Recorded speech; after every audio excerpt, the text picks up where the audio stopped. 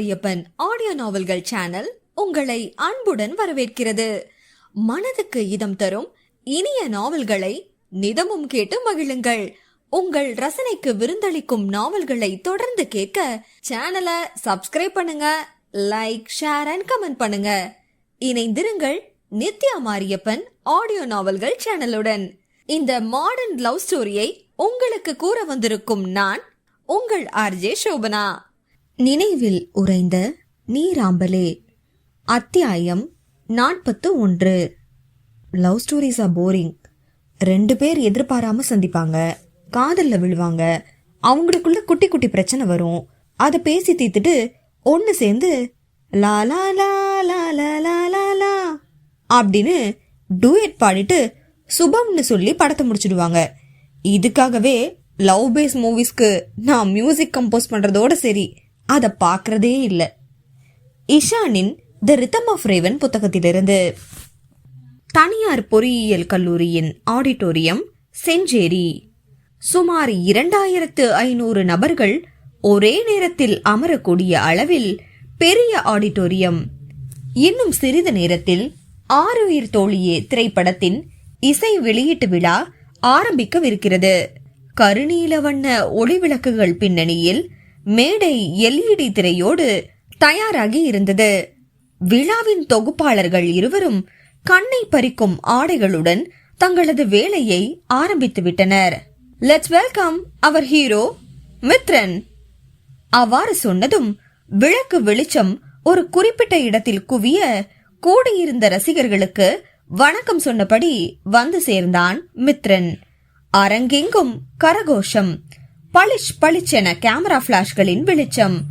ரசிகர்களின் ஆர்ப்பரிப்புக்கு இடையே அவனுக்கு ஒதுக்கப்பட்ட முதல் வரிசை இருக்கையில் அமர்ந்தான். அடுத்து இஷான் உள்ளே செல்ல வேண்டும். அதற்கு முன்பாக பவுன்சர்களிடம் சாத்வியை உள்ளே அழைத்து செல்லும் பொறுப்பை ஒப்படைத்தான். விஐபி ஏரியால 4th row 3rd சீட் இவங்களோடது, கேர்ஃபுல்லா கூட்டிட்டு போங்க. வாங்க மேடம். பவுன்சர்கள் அழைக்க சாத்வி தயக்கத்துடன் இஷானை திரும்பி திரும்பி பார்த்தவாறு அவர்களுடன் சென்றாள். அவளுக்கு ஒதுக்கப்பட்ட இருக்கையில் அமர்ந்தவள் அடுத்த இருக்கையில் இஷானின் அன்னை ஜானகி அமர்ந்திருக்கவும் விதிர்விதிர்த்தாள். ஜானகியோ மென்மையாக புன்னகைத்தார். ஹாய்மா, எப்படி இருக்க? ஐ எம் ஜானகி ரவீந்திரன், இஷானோட அம்மா. வெகு இயல்பாக அவர் தன்னை அறிமுகப்படுத்திக் கொள்ள சாத்விக்கு பதற்றம். அதை அவளது உடல் மொழியில் கண்டு கொண்டார் ஜானகி. ரிலாக்ஸ்மா, என் பையன் உன்னை பத்தி எல்லாத்தையும் என்கிட்ட சொல்லியிருக்கான், டென்ஷன் வேணாம். Let's welcome Ishaan Ravindran, the music director of this wonderful movie. இப்போது வெளிச்ச குவியல் இஷானை குறிவைக்க கையசைத்தபடி அவன் முன்னே செல்ல பதற்றம் அகன்று உற்சாகமாக கைதட்டினாள் சாத்வி. ஜானகி அருகில் இருப்பதை மறந்து அவள் சீட்டி அடிக்க அவர் நமட்டு புன்னகையுடன் அதை கவனித்தார். அடுத்து படத்தின் தயாரிப்பாளர் ஹர்ஷா, மித்ரனின் மனைவி நிஹாரிகா, குழந்தை நிவேதிதா வந்தனர். அடுத்து ஆரவாரத்துடன் நிகழ்ச்சி ஆரம்பிக்க மித்ரன் இஷான் கூட்டணியில் இதுவரை வந்த திரைப்படங்களிலிருந்து சில பாடல்களை பாடகர்கள் மேடையில் வந்து பாடினர். படத்தின் தயாரிப்பாளர் என்ற முறையில் ஹர்ஷா மேடையில் உரையாற்றினான். அடுத்து கதாநாயகனான மித்ரனின் முறை. அவன் மேடை ஏறவும் ரசிகையாய் உற்சாக கூச்சலோடு கரகோஷம் எழுப்பினாள் சாத்வி. அருகில் ஜானகி இருப்பது புத்தியில் உரைக்க அவரை நோக்கி அசட்டு சிரிப்பொன்றை உதிர்த்தாள். மித்ரன் உரையாற்றி முடிக்க இஷான் மேடை ஏறினான். இசை வெளியீட்டு விழாவின் நாயகனே அவன்தான். அவன் மேடையில் ஏறியதும் புகையும் வெளிச்சமும் வெளியிட மேடை கருநீல வண்ண விளக்கொளியில் ஜொலித்தது. அவனிடம் மைக்கை கொடுத்த தொகுப்பாளர், ஹாய் சார், எப்படி இருக்கீங்க என கேட்க, சூப்பர் என்றான் சிரித்தவாறு. இந்த மூவில உங்க ஜேர்னி பத்தி மித்ரன் சார் பேசுறப்ப சொன்னாங்க, உங்களுக்குன்னு சில மறக்க முடியாத மொமெண்ட்ஸ் இருக்கும்னு. எங்களுக்காக அதை ஷேர் பண்ண முடியுமா சார்? கண்டிப்பா என்று தொண்டையை செருமி விட்டு புன்னகைத்தான் இஷான். இந்த மூவி எனக்கு ரொம்பவே ஸ்பெஷல். மியூசிக் கம்போஸ் பண்றப்ப எனக்கு வித்தியாசமான அனுபவங்கள் நிறைய கிடைச்சது. அதுல முக்கியமானது தமிழ் வாசிக்கிறவங்கள லைவா ஸ்டுடியோவுக்கு வர வச்சு ரெக்கார்ட் பண்ணினது அன்ஃபர்கட்டபிள் மொமெண்ட் அது. அவன் படத்திற்கு இசையமைப்பதில் ஏற்பட்ட சவால்களையும் நல்ல அனுபவங்களையும் பகிர்ந்து கொள்ள அடுத்தடுத்த கேள்விகள் பிறந்தன. அனைத்துக்கும் புன்னகை மாறாமல் பதிலளித்தவன் கடைசியாய் கேட்ட கேள்விக்கு பதில் கூறாமல் வெறுமனே புன்னகைத்தான். உங்க இன்ஸ்டால அடிக்கடி அன்னோன் ஆல்பட்ராஸ்னு ஒருத்தங்களை மென்ஷன் பண்றீங்களே சார், யார் அவங்கன்னு தெரிஞ்சுக்கலாமா? உடனே அரங்கெங்கும் ரசிகர்கள் கரகோஷம் எழுப்பி கூச்சலிட்டனர். பாருங்க சார், ஃபேன்ஸ் ரொம்ப ஆர்வமா இருக்காங்க. கீழே அமர்ந்திருந்த சாத்வியின் இதயம் தடதடத்தது. ஐயோ, சொல்லி விடுவானோ என்ற அச்சம் அவளது முகத்தில். உங்க அம்மா கிட்ட இஷான் பேசிட்டுன்னு சொன்னாலம்மா, அப்புறம் எதுக்கு பயம் என அருகே அமர்ந்திருந்த ஜானகி வினவினார். சாத்வி சங்கடத்துடன் அவரை பார்த்தாள். மேடையில் இருந்த இஷான், என்ன சொல்லிடலாமா என அவள் இருந்த திசையை நோக்கி சாத்வியை பதச்சத்துக்குள்ளாக்கினான். அவளோ ஜானகியின் கேள்விக்கு பதிலளித்துக் கொண்டிருந்தாள். எங்க சேனல்ல வந்த இன்ஸ்டன்ட் கல்யாண வெப் சீரிஸ் ரொம்ப ஃபேமஸ் ஆயிடுச்சுமா. இப்போ எங்க டீம் நெட்ஃபிளிக்ஸ் கூட சேர்ந்து ஒரு வெப் சீரிஸ்க்கு ஒரு கான்ட்ராக்ட் சைன் பண்ணியிருக்கோம். இதுக்கு இடையில என்னை பத்தி தெரிய வந்துச்சுன்னா இஷானால தான் நாங்க வளர்றோம்னு பேச்சு கிளம்புறதுக்கு வாய்ப்பு இருக்கு. எங்களோட உழைப்புக்கு கிடைக்க வேண்டிய கிரெடிட் இஷானோட பிரபலத்துவத்துக்கு கிடைச்சா அது எங்க டீமுக்கு நான் செய்யற அநியாயம் ஆண்டி. ஜானகிக்கு அவளது பேச்சில் பிரமிப்பு கூடியது.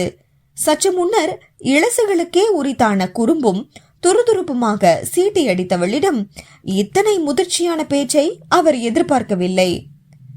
டோன்ட் வரி, அவன் சொல்ல மாட்டான். சும்மா உன்னை டென்ஷன் ஆக்கி வேடிக்கை பார்க்கறான். மகனின் மனமறிந்த அன்னையாக ஜானகி கூற இஷானும் அதையே செய்தான். அவங்க யாருன்னு அவங்களோட சம்மதத்தோட தான் சொல்லணும்னு அவங்க ஆர்டர் போட்டிருக்காங்க.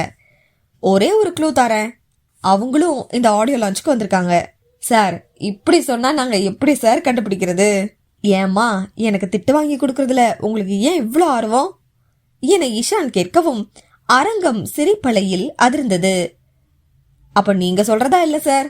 கூடிய சீக்கிரம் சொல்றேன், ஆனா இப்ப வேண்டாமே. இத்தனை கலாட்டங்களோடு இனிதே இசை வெளியீட்டு விழா நிறைவுற சாத்வியை தன்னோடு அழைத்து கொண்டு வெளியேறினான்.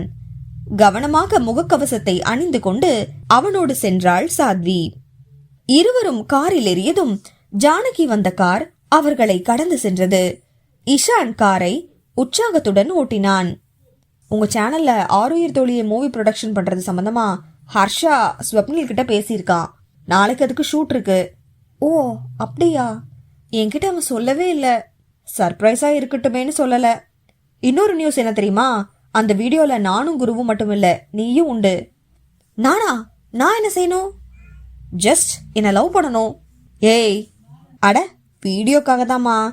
ஆருயிர் தோழியை மூவி வந்து Tom and Jerry hero heroine subject. So அதை பேஸ் பண்ணி ப்ரொமோஷன் இருக்கும். உங்க சேனலோட சேர்த்து 15 சேனலுக்கு நாளைக்கு ஒரே நாள்ல இன்டர்வியூ வேற கொடுக்கணும் என இஷான் சொல்லிக்கொண்டே வந்து அபார்ட்மெண்டில் அவளை இறக்கினான். இறங்கும் முன்னர் அவளது கையை பற்றி இழுத்து தன்னோடு அணைத்தவன், இப்போ கூட கிஸ் கிடையாதா என ஏற்கமாக கேட்க அவன் தலையில் குட்டிவிட்டு விலகிய சாத்வி கார் கதவை திறந்து கொண்டு இறங்கினாள். இதுக்கெல்லாம் சேர்த்து நாளைக்கு ஷூட்ல உன்னை கவனிச்சுக்கிறேன் என கருவியபடி காரை கிளப்பினான் இஷான்.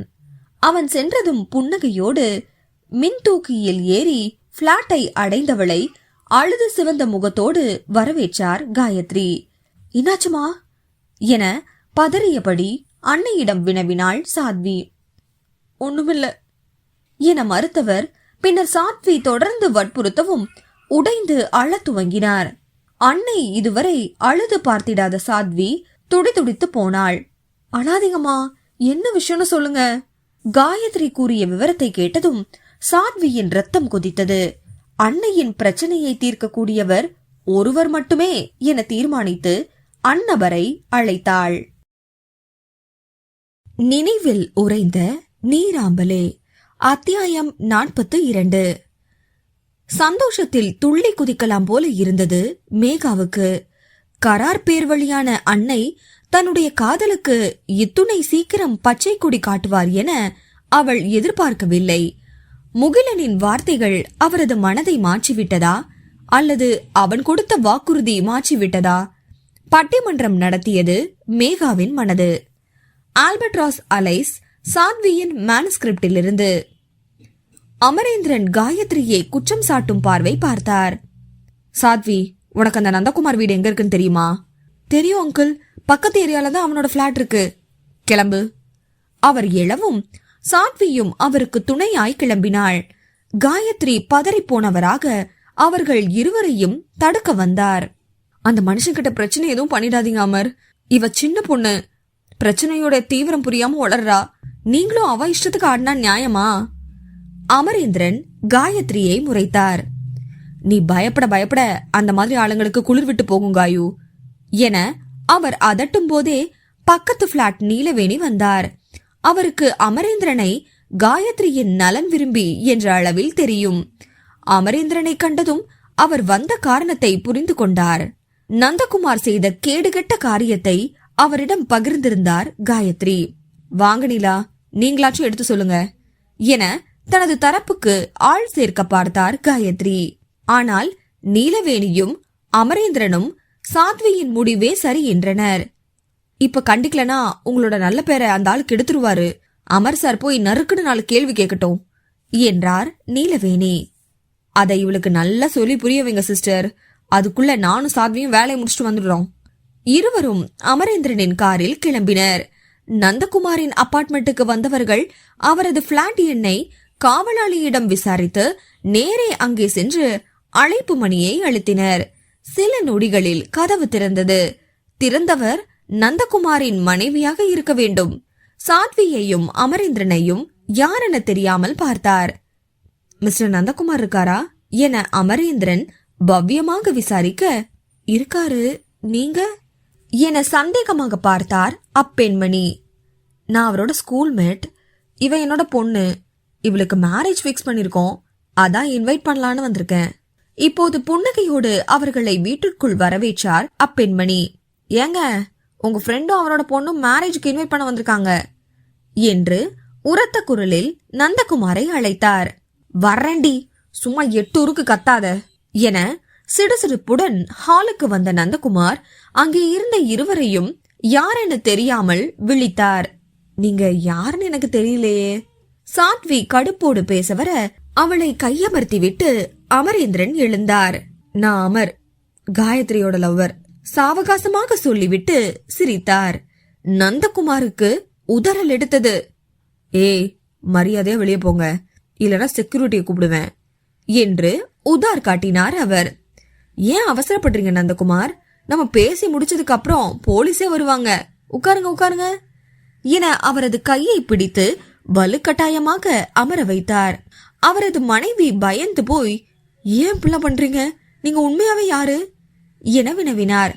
பயப்படாதீங்க ஆண்டி, உங்க ஹஸ்பண்ட் கம்பெனில ஒர்க் பண்ற காயத்ரியோட டாட்டர்னா, இவர் எங்க அம்மாவோட ஃப்ரெண்டு.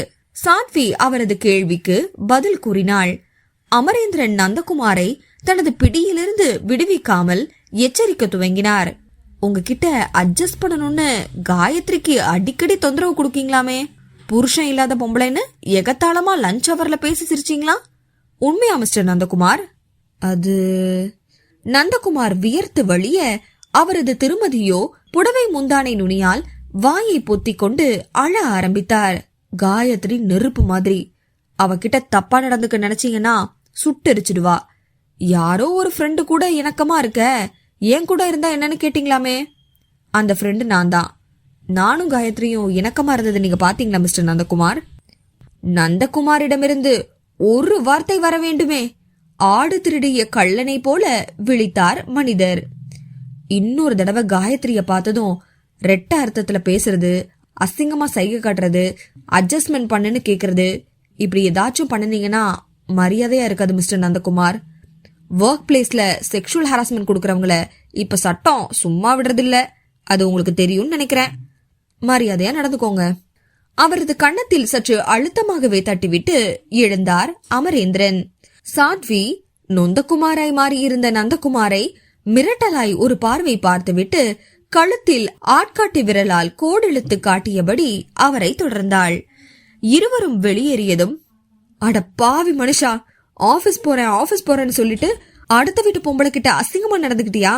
இருக்கட்டும், முரளி வந்ததும் 2ல 1 பாத்துடுவோம் என அவரது மனைவி கத்துவதும், வேணாண்டி, நம்ம பிள்ளைக்கு தெரிஞ்சா என் மானம் போயிடும் என நந்தகுமார் கெஞ்சுவதும் அவர்களின் செவியில் விழுந்தது. அத்தோடு சாத்விக்கு வன்மம் அடங்கவில்லை.